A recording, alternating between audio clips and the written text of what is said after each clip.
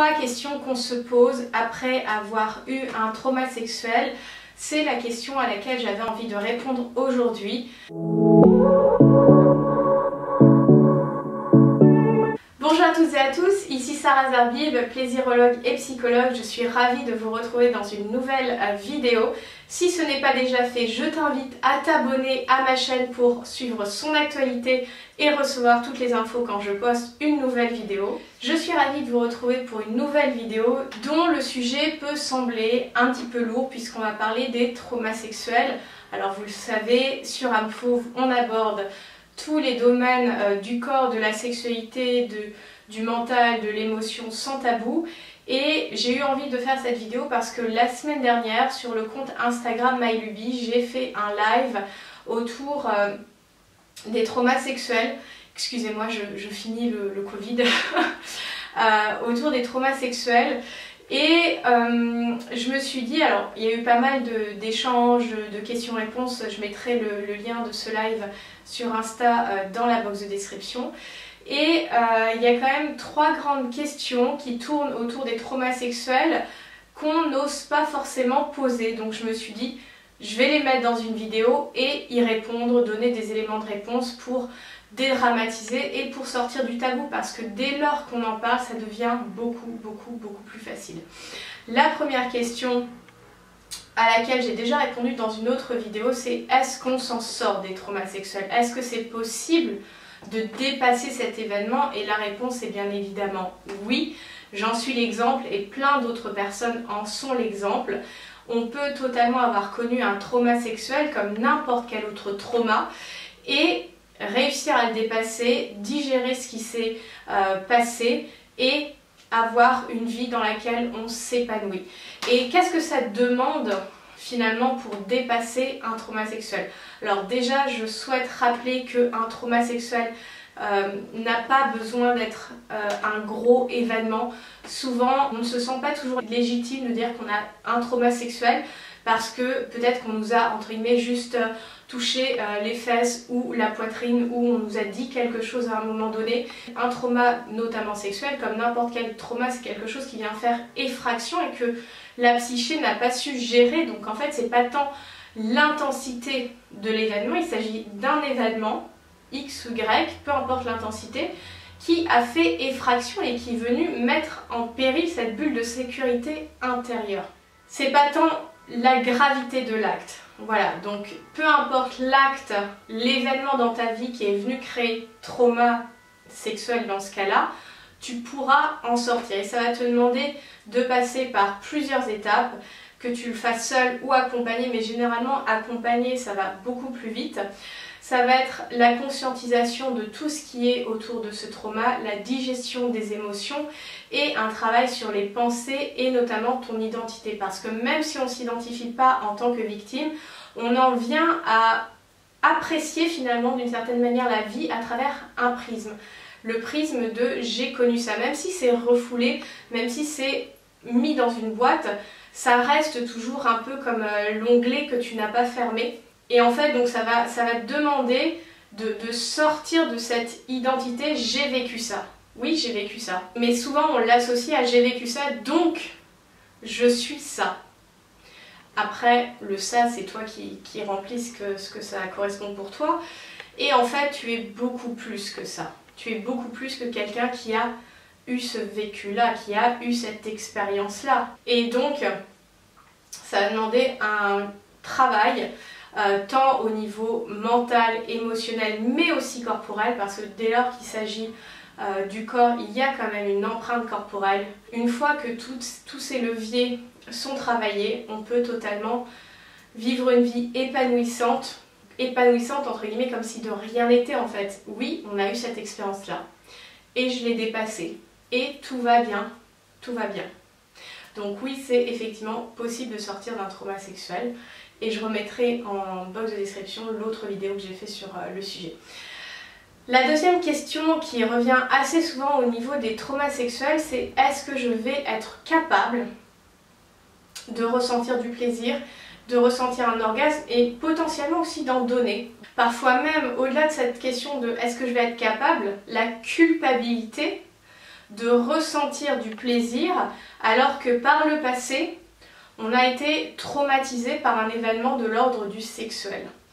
Et tout ça, ça vient se mélanger dans ta tête et parfois tu peux en venir à douter, à être paniqué dès lors que tu vas être au contact de quelqu'un, que ça soit des caresses, des bisous, mais plus loin, aller dans l'intimité. Par rapport à cette question du plaisir de l'orgasme, le fait d'avoir connu un trauma, si ce trauma tu en prends soin, tu le dépasses, tu pourras ressentir du plaisir et des orgasmes comme n'importe qui.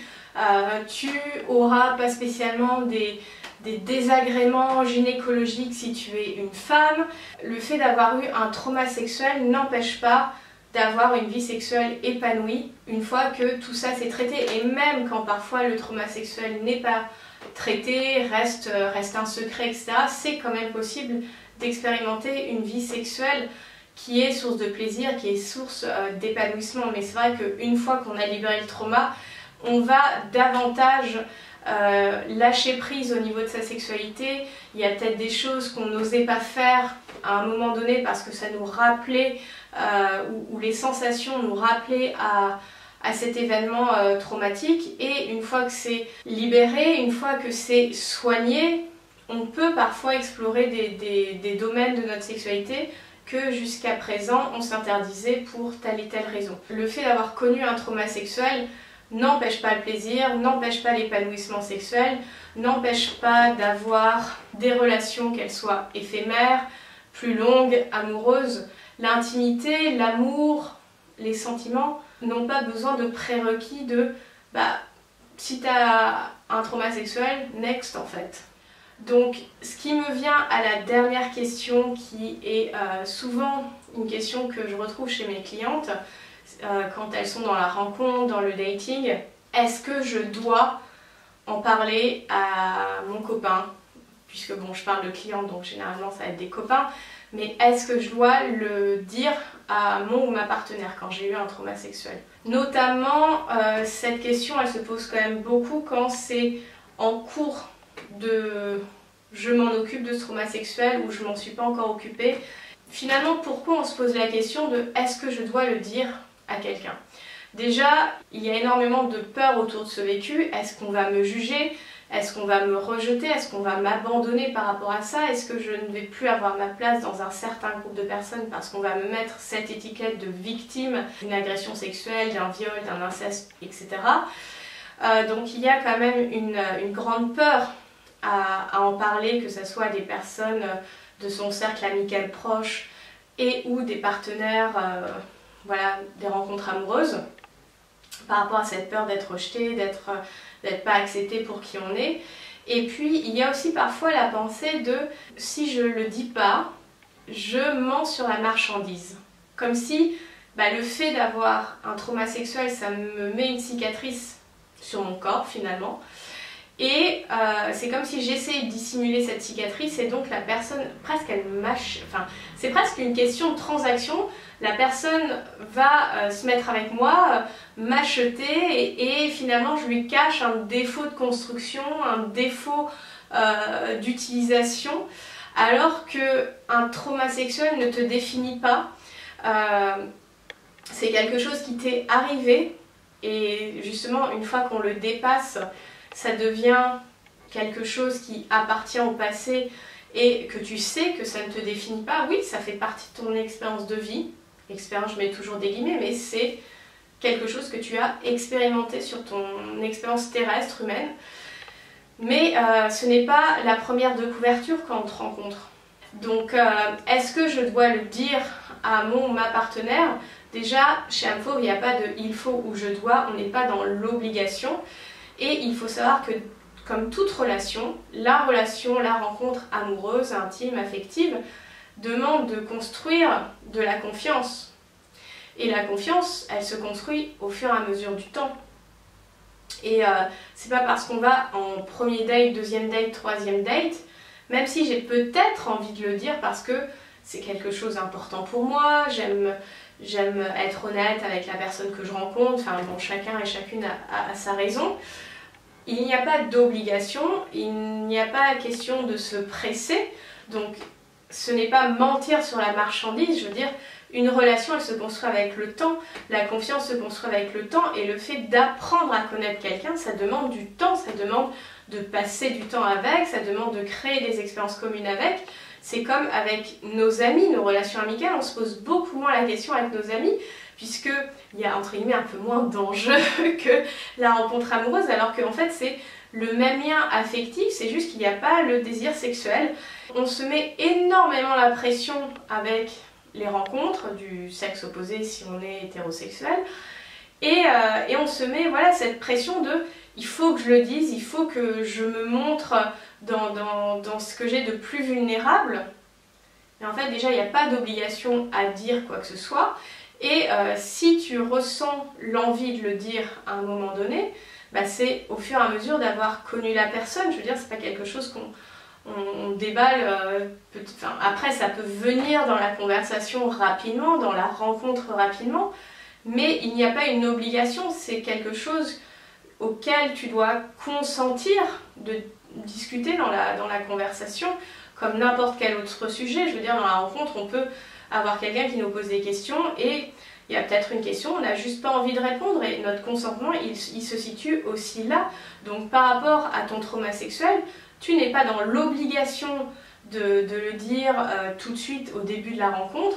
Je veux dire que la relation dure ou pas, peu importe, c'est apprendre à connaître l'autre, apprendre à laisser l'autre nous connaître et laissons-nous le temps, ne nous mettons pas une pression. Je veux dire, rencontrer l'autre, c'est petit à petit s'ouvrir à lui, recevoir ce que lui nous partage, etc. Et donc, c'est une exploration, c'est finalement, moi j'aime bien utiliser le mot, on s'apprivoise. Bah oui, on s'apprivoise. Et la question du trauma sexuel, peut-être qu'elle va venir dans les premiers dates et parfois dans les semaines qui vont suivre. Et c'est totalement ok.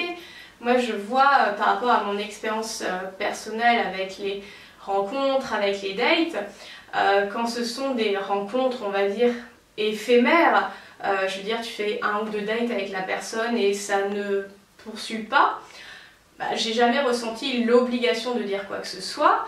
Et quand ça a été des relations plus longues de couple, finalement ce sujet de conversation est venu sur le tapis, mais en fait je ne m'y attendais pas, c'était pas quelque chose que j'avais prévu, c'est à un moment dans la conversation, il y a eu cette ouverture et j'ai eu envie de partager cette partie de mon histoire avec ces hommes.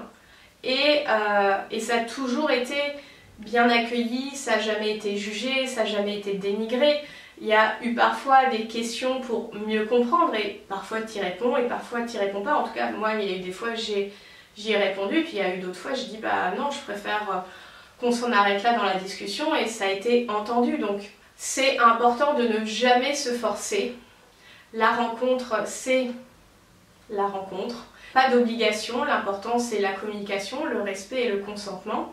Donc base-toi là-dessus pour rencontrer la personne avec laquelle tu es en train de dater, de l'apprivoiser, de la connaître et inversement. Et tu verras au fur et à mesure si tu en parles, quand est-ce que tu lui en parles et comment tu lui en parles. On se détend là-dessus.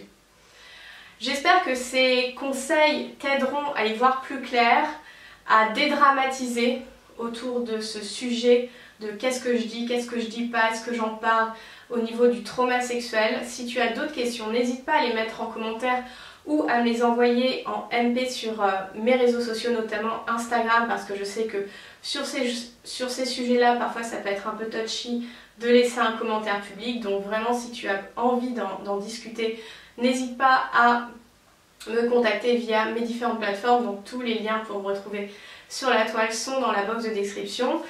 Tu peux aussi rejoindre dès à présent le programme âme fauve, donc ce programme pour développer cette relation d'amour à toi-même et à ton corps, pour vivre une vie rugissante de plaisir et retrouver une sexualité consciente et épanouissante. Si c'est quelque chose qui t'intéresse, qui t'appelle, il y a un lien à nouveau dans la box de description pour réserver ton appel découverte avec moi. Comme d'habitude, je te laisse avec mon slogan préféré, libère ta version fauve et rugis de plaisir. À très bientôt, prends soin de toi. Bye!